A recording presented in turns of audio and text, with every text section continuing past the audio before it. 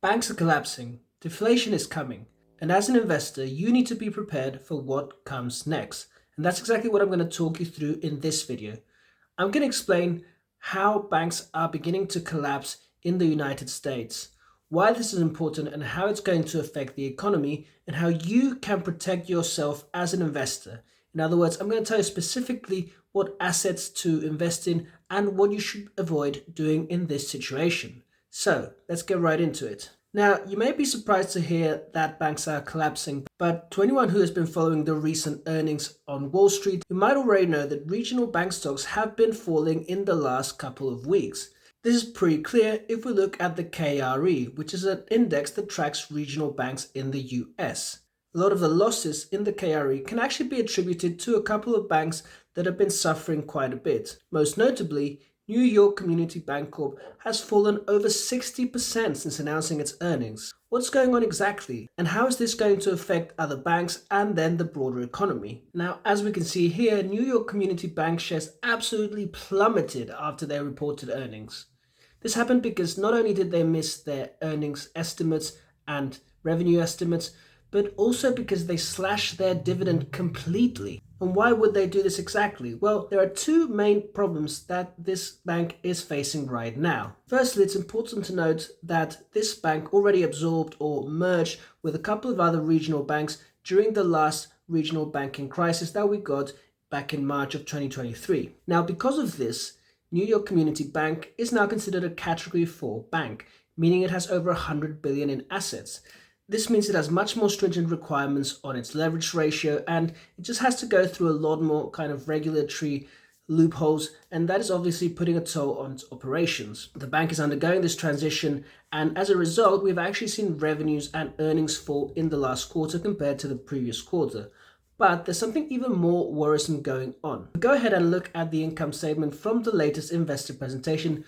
We can see that provision for credit losses, PCL, is up over 526% year on year. What the heck is going on here? First of all, what are provision for credit losses? Well, as the name pretty much already suggests, it is money that the bank sets aside when it believes that it might lose some money on loans. Of course, every bank wants to loan money and get it all back, but in the business of banking, you have to understand that there's always going to be some degree of default.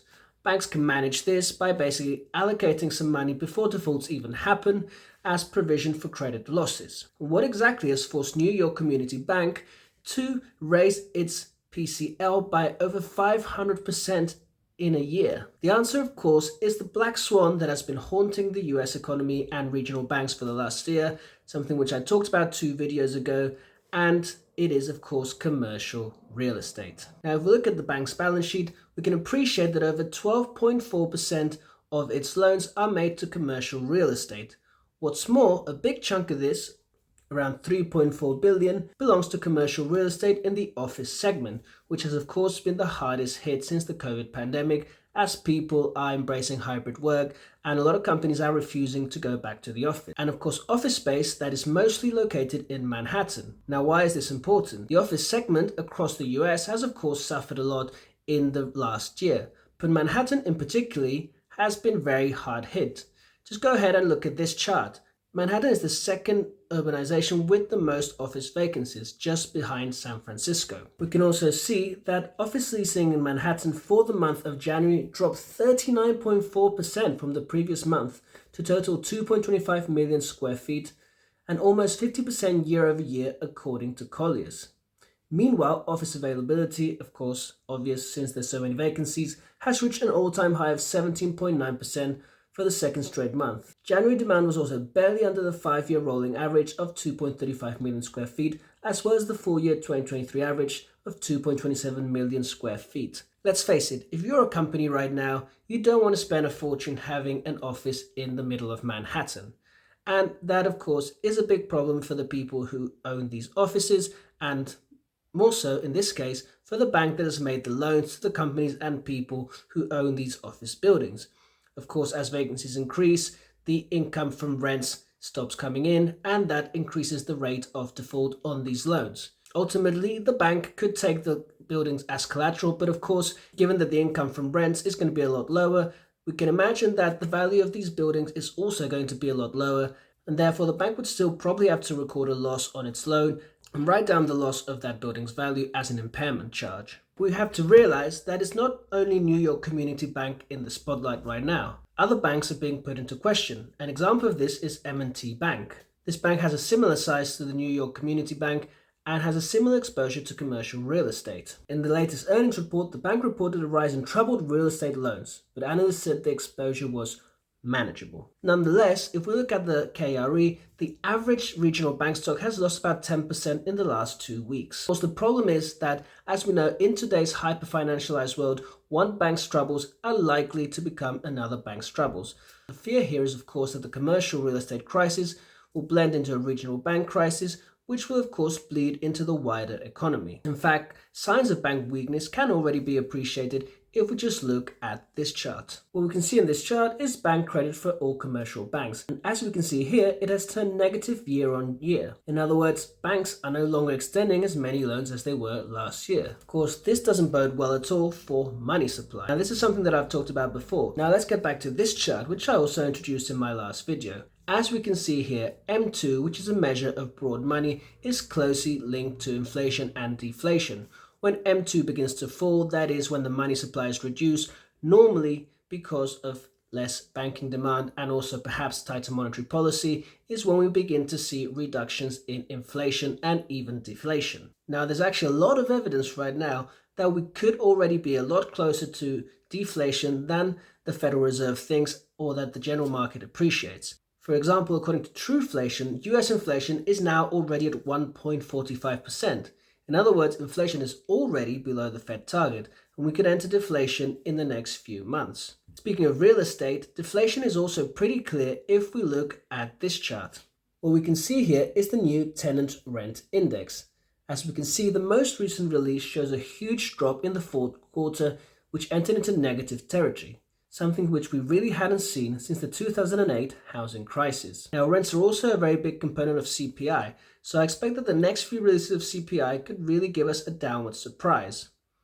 Now, why is all this so important? Because deflation is generally not considered good for economies. In a deflationary environment, money creation is down, meaning there are no loans spurring consumer demand. If anything, it's quite the opposite. We begin to enter a deleveraging event. People begin to draw down their debt and consume less. There's also an element of expectations here, of course. If you expect prices to fall in the future, you may forego demand today.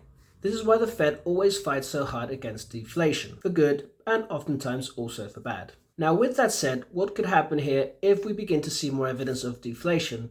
Well, first of all, of course, the Fed will be compelled to act. The Federal Reserve, which decided to keep rates unchanged in the last meeting, might actually begin to accelerate their rate cuts and even perhaps consider QE. In fact, this is not far-fetched at all when we look at what happened back in March in the last regional banking crisis, when the Fed actually began to inject liquidity into the market through its bank term funding program. So, could we see a second version of this coming soon to markets?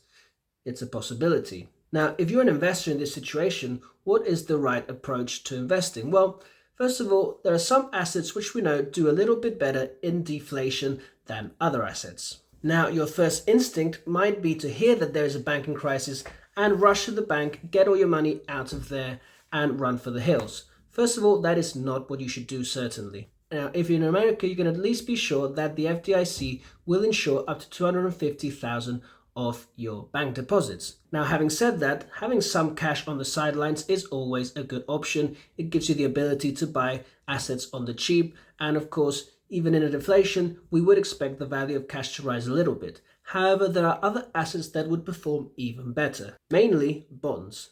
Now, during a deflation, you would expect bonds to really appreciate. There's a couple of reasons for this, but basically, given that the Fed funds rate is now at about 5.5%, we could expect that in a deflationary environment, the Fed will be forced to continue to lower the Fed funds rate. This will in turn lower short-term interest rates, which can in turn lower the longer-term interest rates.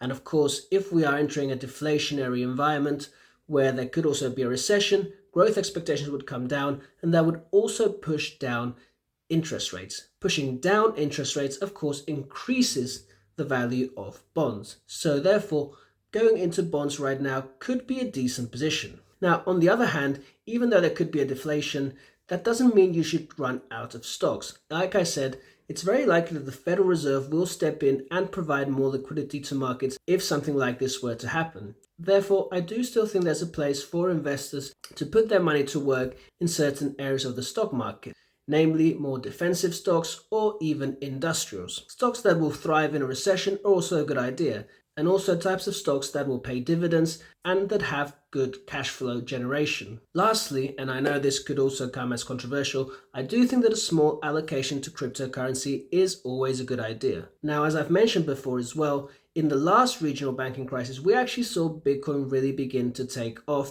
as the Federal Reserve began to inject money through the Bank Term Funding Program.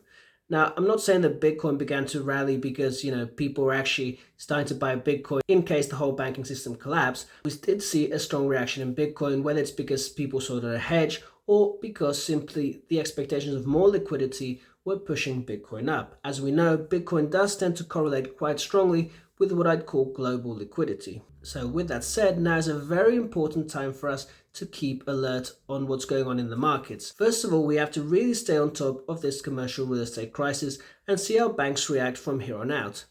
Of course, we'll also have to be paying attention to the Fed.